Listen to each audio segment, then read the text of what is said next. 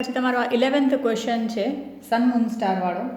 11th ક્વેશ્ચનમાં moon star અને સન જે છે એમાંથી આ સન જે છે લાસ્ટ પાર્ટનો રિટાયર થાય. પછી એ લોકો ફ્યુચરમાં પ્રોફિટ એન્ડ લોસ રેશિયો જે છે એ 5:1 ડિસ્ટ્રીબ્યુટ કરશે. ક્વેશ્ચનમાં ઓલ્ડ પીએસઆર નથી આપ્યો એટલે ઓલ્ડ પીએસઆર એ લોકોનો ઇક્વલ હશે. ફ્યુચરમાં 5:1 એ લોકો શેર કરશે. પછી ક્વેશ્ચનમાં બેલેન્સ શીટ આપી છે તો એમાં કંઈ એટલું નવું નથી.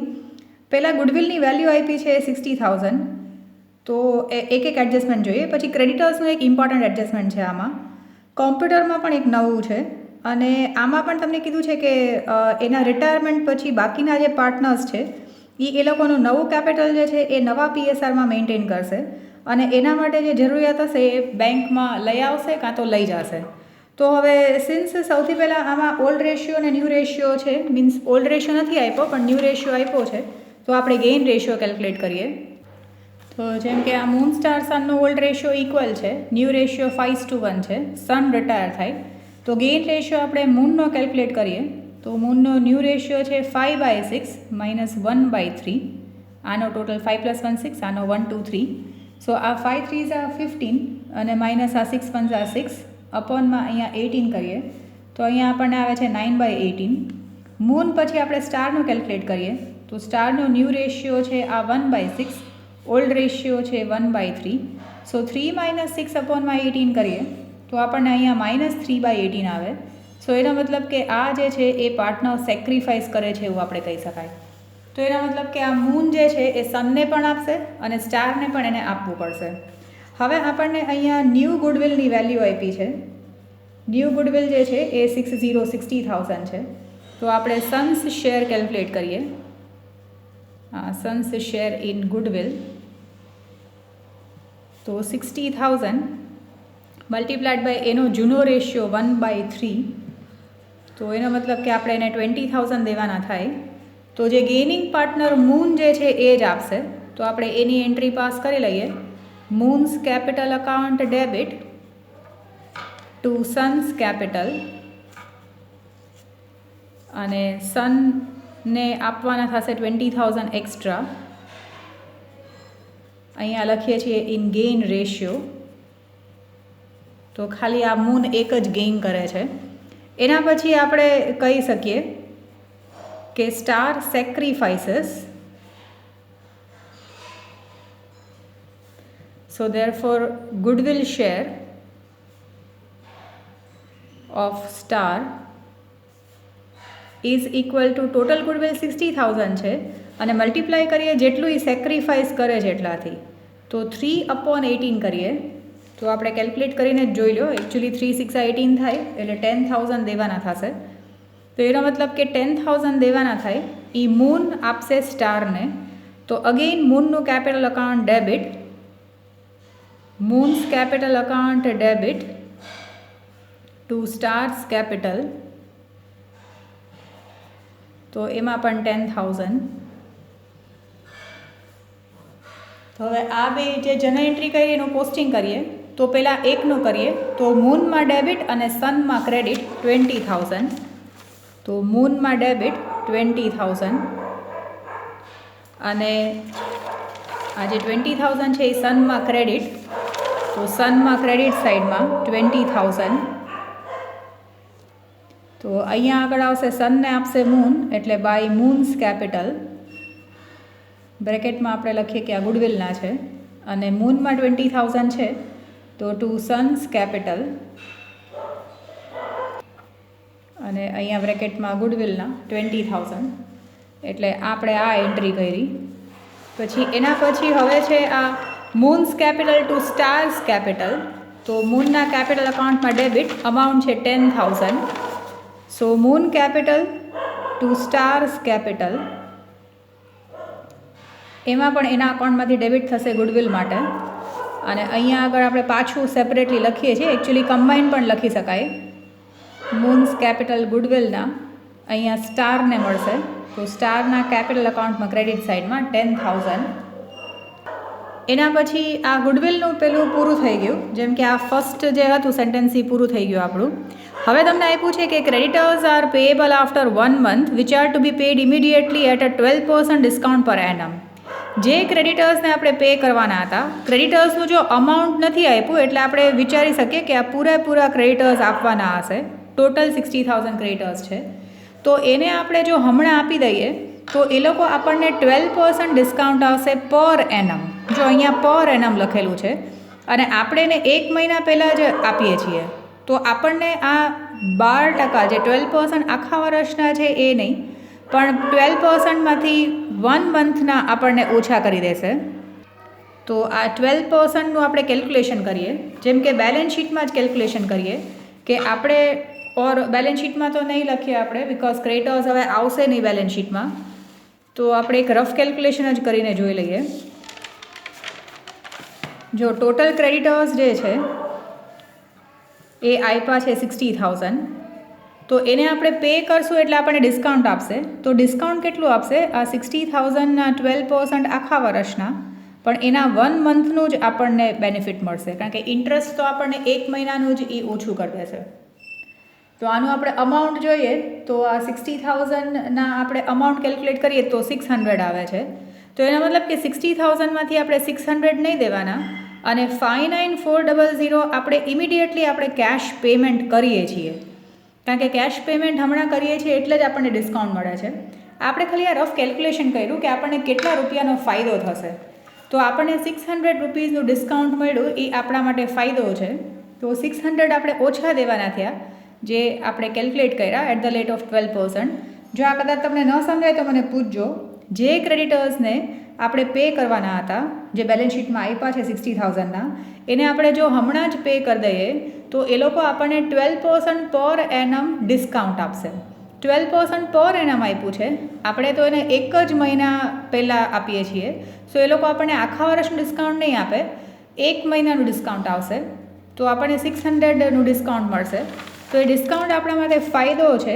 એટલે રિવેલ્યુએશન અકાઉન્ટમાં ક્રેડિટ સાઇડમાં બાય ક્રેડિટર્સ અહીંયા 600, અને હવે કેશ એન્ડ બેંક અકાઉન્ટમાં આપણે એને પેમેન્ટ કરીએ છીએ એ બતાવવું પડશે.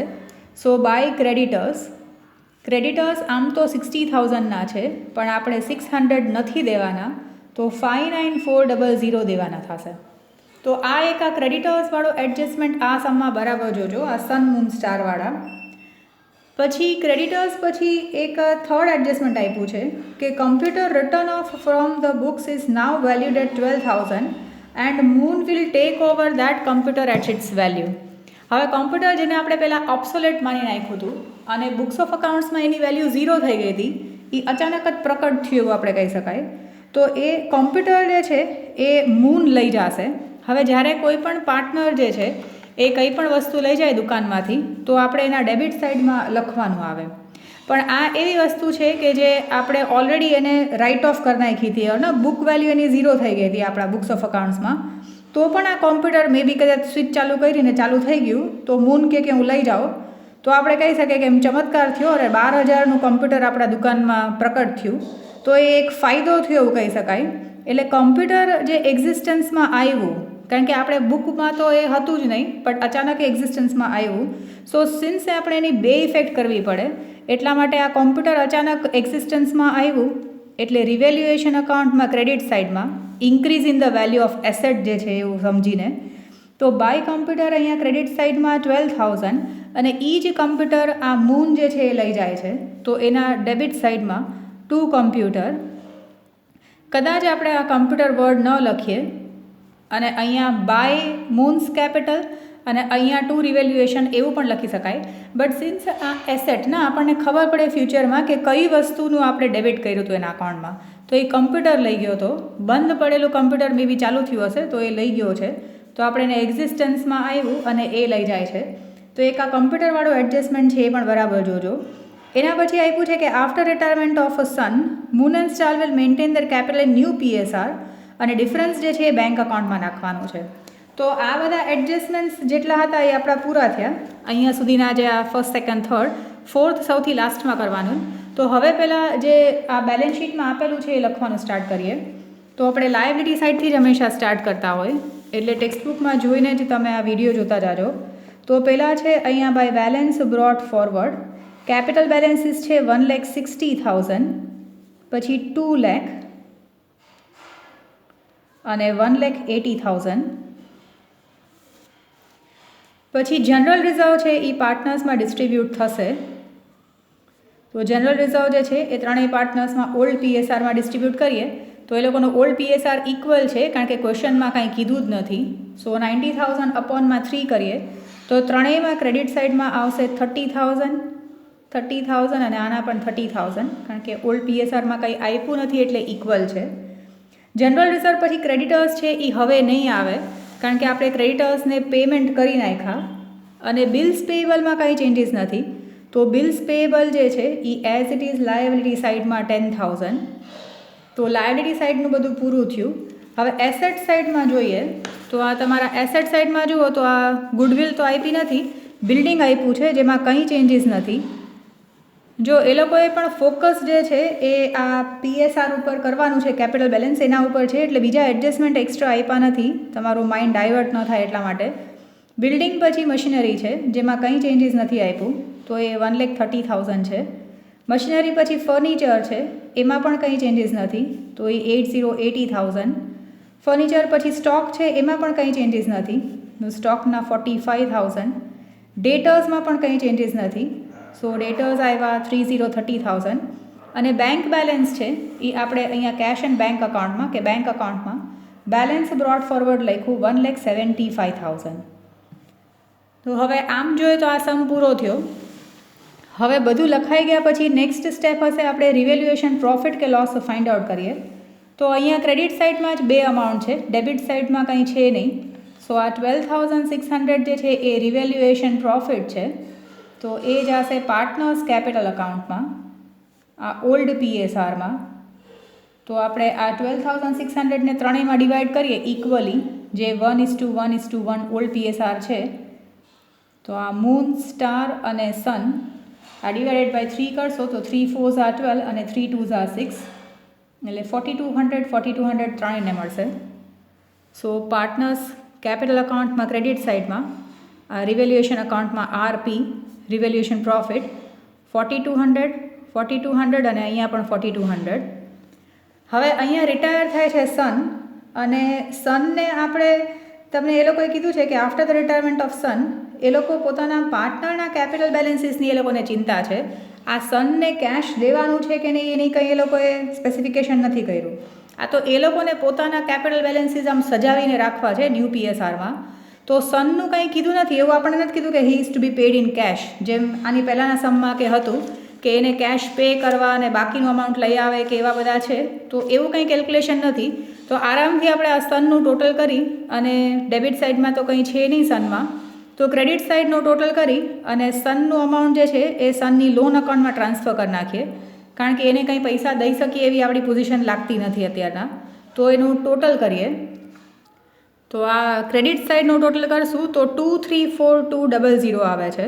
તો સન્સ લોન 234,200 આપણે પહેલાં નાખી દઈએ અને એની લોન અકાઉન્ટમાં અહીંયા લખી દઈએ બેલેન્સ શીટમાં લાયબિલિટી સાઇડમાં સન્સ લોન 234,200. હવે આ લોકોને પોતાના કેપિટલ બેલેન્સીસ જે છે એ લોકોએ નવા પીએસઆરમાં રાખવા છે. આપણે સનનું પહેલાં પૂરું કરી નાખીએ 234,200 મોટો ટોટલ જે છે એ બે સાઈડ લખી નાખો. હવે આ મૂન અને સ્ટારનું છેલ્લેનું બેલેન્સ જે છે, જો આપણને કોઈ સ્પેસિફિક અમાઉન્ટ નથી કીધું, જેમ કે તમારો આની પહેલાંનો એક સમ હતો 10th સમ હતો દીપ જ્યોતિવાળો, એમાં એ લોકોએ કીધું હતું કે એ લોકોને આ કેપિટલ 3,50,000 રાખવું છે અને એ નવા પીએસઆરમાં. તો એ આપણે ખબર હતી કે છેલ્લે બેલેન્સ ક્યુ છે, એટલે આપણે એને અહીંયા પહેલાં લખી નાખ્યું હતું. પણ આમાં આપણે કેલ્ક્યુલેશન નહીં કરી શકીએ. આમાં પહેલાં આપણે આ ક્રેડિટ સાઇડના ટોટલમાંથી ડેબિટ સાઇડનો માઇનસ કરી મૂન અને સનનું પહેલાં અમાઉન્ટ ગોતવું પડશે. જો એક રફ વર્ક બતાવું છું પાછળ. તો પહેલાં મૂનનું ક્રેડિટ સાઇડનું ટોટલ કરીએ. એટલે જો અહીંયા આ ક્રેડિટ સાઇડનો ટોટલ છે, જેમ કે આ અમાઉન્ટ તમે જોતા જાજો અકાઉન્ટમાં, આ 1,60,000, 30,000 પ્લસ 4,200, અને ડેબિટ સાઇડનું માઇનસ કરીએ તો 20,000, 10,000 અને 12,000. તો એ માઇનસ કરીએ તો આપણને આવે છે 15,2200. અને એવી રીતે સ્ટારનું કેપિટલમાં ક્રેડિટ સાઇડનું ટોટલ કરીએ સો 2,00,000, 10,000, 30,000 અને 4,200. આ 2,00,000, 10,000, 30,000 અને 4,200નો પ્લસ કરીએ તો 244200 આવે છે અને અહીંયા સ્ટારમાં ડેબિટ સાઇડમાં કંઈ છે નહીં. તો હવે આ બેનું કેપિટલ બેલેન્સીસ જે છે એ 152200 અને 244200 આવે છે. હવે આ બેનો પ્લસ કરીએ, આ 244200, તો એ બેનો પ્લસ કરતાં આપણને અમાઉન્ટ ટોટલ કેપિટલ આવે છે 396400, કારણ કે આપણે બધા એડજસ્ટમેન્ટ કરીને જોવાનું છે. સો 396400 છે એને હવે ન્યૂ પીએસઆરમાં આપણે અરેન્જ કરીએ. સો ન્યૂ પીએસઆર આપ્યો છે 5:1. સો ઇન્ટુ 5 ડિવાઇડેડ બાય 6 કરીએ તો એ કેસમાં મૂનમાં આવશે 330333 અને સ્ટારના કેસમાં આવશે 396400 ડિવાઇડેડ બાય 6, તો એના આવશે 66067. તો આ એના ક્લોઝિંગ કેપિટલ બેલેન્સીસ રાખવાના છે. તો હવે આ કેલ્ક્યુલેશન આમાં બરાબર જોજો કે કેવી રીતે આવ્યું. તો આ જે કેપિટલ બેલેન્સીસ છે એ આપણે અહીંયા લખીએ, જગ્યા છોડી છે ત્યારે. તો અહીંયા આવશે 3,30,333 અને આના 66,067. હવે આ લખ્યા પછી જે સાઈડ ડિફરન્સ આવશે એ બાય કેશ ટુ કેશ કરવાનું રહેશે. જો એવું હોય તો વિડીયો રિપીટ કરીને જોઈ લેજો. પહેલાં આપણે જે કર્યું છે, હવે આ બે સાઈડનો ટોટલ કરીએ. મૂનનો આ સાઈડનો ટોટલ ખબર જ છે, આ સાઈડનો ટોટલ ઇન્ક્લુડિંગ આ. જો આ મૂનના કેસમાં ક્રેડિટ સાઈડનો ટોટલ છે 194200, તમે કરીને જોજો. ડેબિટ સાઈડનો ટોટલ ઇન્ક્લુડિંગ આ 330 વાળું કરીએ તો 372333 આવે છે. તો અહીંયા ઓછા આવે છે તો એટલા એને લઈ આવવા પડશે બાય બેંક. તો એ અમાઉન્ટ હશે તમારું 372333 અને એમાંથી આ 194200, એટલે તમારું અહીંયા બેલેન્સ આવશે 178133. સિમિલરલી હવે આ સ્ટારનું બે સાઈડનું ટોટલ કરીએ તો સ્ટારના કેસમાં ક્રેડિટ સાઈડનો ટોટલ છે 244200, ડેબિટ સાઈડમાં તો આ એક જ છે. તો અહીંયા ઓછા આવે છે અને એ પણ તમે આમાંથી માઇનસ કરશો તો તમને 178133 જ આવશે, પણ એ અહીંયા આગળ આવશે 178133 અને અહીંયા આગળ હશે ટુ બેંક. જો એ પણ તમારા આવ્યા હશે 244200, એમાંથી આ 66,000 અને 67 માઇનસ કરશો તો હવે આ જે આવ્યા એનું બરાબર પોસ્ટિંગ કરીએ. તો આ મૂને આટલા પૈસા લઈ આવવા પડશે કારણ કે અહીંયા બાય બેંક છે.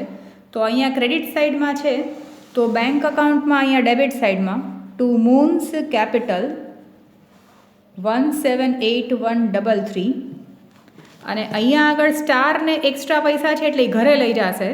તો આ ટુ બેંક છે અહીંયા આગળ, એટલે બેંક અકાઉન્ટમાં ક્રેડિટ સાઈડમાં. જો સ્ટારમાં ડેબિટ સાઈડમાં અને બેંકમાં ક્રેડિટ સાઈડમાં.